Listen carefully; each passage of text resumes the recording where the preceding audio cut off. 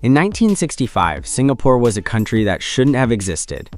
It had no oil, no gold, and not even enough fresh water to sustain its people. Most experts predicted it would collapse within years. Fast forward to today, and its GDP per capita is higher than the USA and the UK. How did they do it? Is it just luck? Or a calculated economic miracle?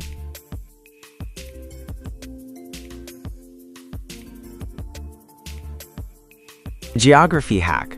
Singapore is often described as a country with almost no natural resources. It has no oil fields, no large agricultural land, no mineral wealth, and even its fresh water has long depended on imports. At first glance, this seems like a serious disadvantage. But Singapore made a crucial realization early in its history. While it lacked resources, it possessed something far more powerful: location. Sitting at the crossroads of the Malacca Strait, one of the busiest maritime routes on Earth, Singapore occupies a position that global trade cannot ignore. Around 1/3 of the world's shipping passes through this narrow corridor each year. Instead of seeing itself as a small island with limitations, Singapore reimagined itself as a service hub for the world's ships. In simple terms, it turned geography into an economic weapon. At the same time, Singapore positioned itself as the world's parking lot for ships. Its port infrastructure is among the most advanced on the planet, capable of handling enormous volumes of container traffic with extreme speed and reliability. Ships do not simply pass by. They stop, transfer cargo, reorganize logistics, and move on. Singapore became the place where global supply chains pause, adjust, and continue. Efficiency, trust, and predictability turned the port into a magnet for international shipping companies. This strategy goes beyond physical infrastructure. Singapore invested heavily in rule of law, political stability, skilled labor, and cutting-edge technology.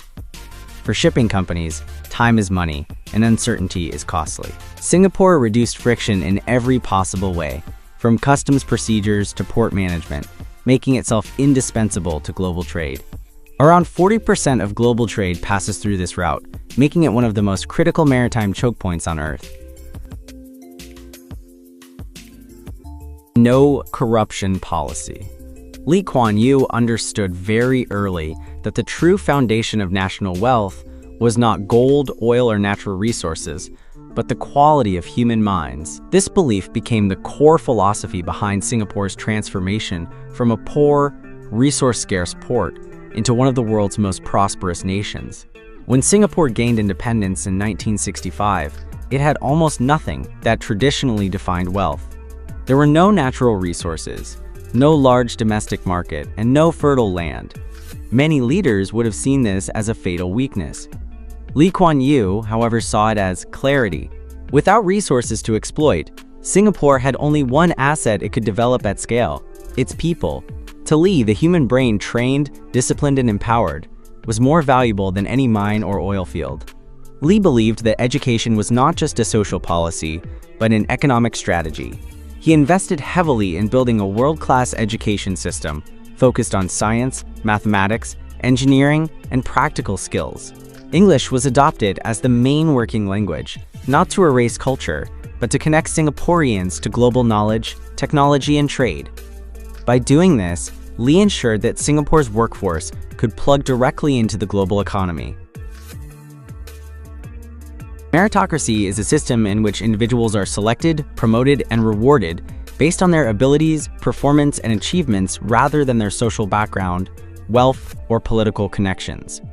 In theory, a meritocratic system aims to create fairness, efficiency, and competence within institutions, especially in government. Singapore is often cited as one of the clearest real-world examples of meritocracy in practice, particularly in how it manages its public sector and combats corruption. One of the most distinctive aspects of Singapore's meritocratic model is how it compensates its public officials. The Singaporean government deliberately pays its ministers and top civil servants some of the highest salaries in the world. This policy is not accidental or symbolic. It is a strategic choice designed to eliminate corruption and attract the best talent into public service. The logic is simple but powerful. The Housing and Wealth Secret. The Central Provident Fund, CPF, is one of Singapore's most distinctive public policies.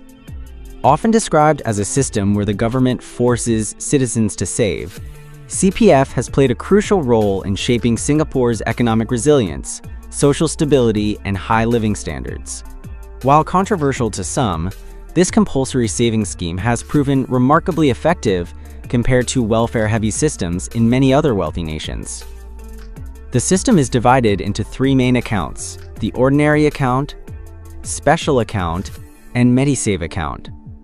The ordinary account is primarily used for housing, education, and approved investments. This is a key reason why home ownership in Singapore exceeds 90%. By channeling forced savings into housing, CPF ensures that most citizens have a tangible asset and a stable place to live, significantly reducing social unrest linked to housing insecurity. Critics often argue that CPF restricts personal financial freedom, since individuals cannot freely withdraw their money when they want. However, this restriction is also its greatest strength. In many affluent countries, easy access to credit, low savings rates, and generous welfare systems have led to rising household debt and fragile retirement security. Singapore's approach minimizes these risks by prioritizing long-term discipline over short-term consumption. The result is an unusual level of social stability for a wealthy, highly urbanized nation. Elderly poverty rates are relatively low, home ownership is widespread, and the state is not overburdened by massive pension liabilities. CPF effectively aligns individual self-interest with national stability. Conclusion: the lesson for the world. Singapore's success proves that geography is not destiny. It is a challenge that can be rewritten with vision, discipline, and human intelligence. At the moment of its independence in 1965, Singapore seemed almost doomed by geography. It was a tiny island with no natural resources, no fertile land, no oil, and no large domestic market. Many observers predicted it would struggle to survive, let alone thrive. Yet today, Singapore stands as one of the world's most prosperous, stable, and competitive nations. Its story is a powerful reminder that limitations in nature can be overcome by investments in people. Instead of relying on what it lacked, Singapore focused intensely on what it could build: human capital. The government made education a national priority, transforming schools and universities into engines of skills, discipline, and innovation. Singapore's journey proves that destiny is not written by land size, climate, or mineral wealth. It is written by choices, especially the choice to invest in people. By prioritizing education, meritocracy, and strategic governance, Singapore rewrote the narrative of what a resource-poor nation could become. If a tiny island with no water can become a global powerhouse, what's stopping other nations? Let us know in the comments.